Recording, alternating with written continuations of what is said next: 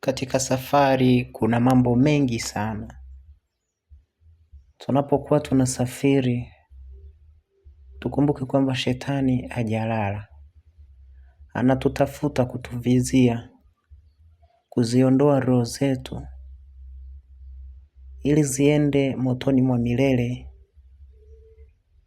Kwa hiyo anatafuta vifo vya ghafla, ili tufe bila kutubu dhambi zetu, bila kumwambia Mungu samahani kwa yale tuliyoyatenda, na mwisho wa siku tuingie naye jehanamu.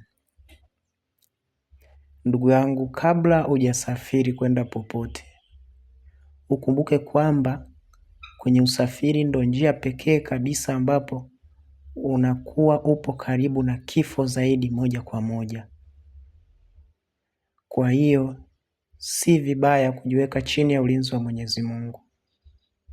Hata ikitokea umepata ajali, basi rehema ya Mwenyezi Mungu itakuwa pamoja na wewe, kwa sababu mara ya mwisho uliongea naye.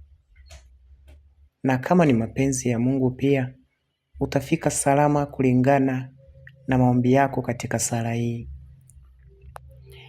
Mungu wangu, ninapoanza safari yangu leo, naomba ulinzi wako uwe pamoja nami. Niongoze salama njiani, uniondolee ajali, mabaya na hatari zote.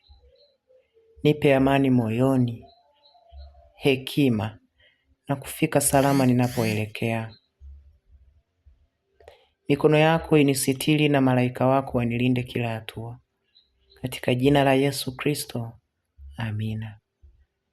Unapomaliza kusali sala hii, usisahau kumshukuru Mwenyezi Mungu kwa kusikia maombi yako. Hata kama hajasikiliza, lakini amesikia maombi yako.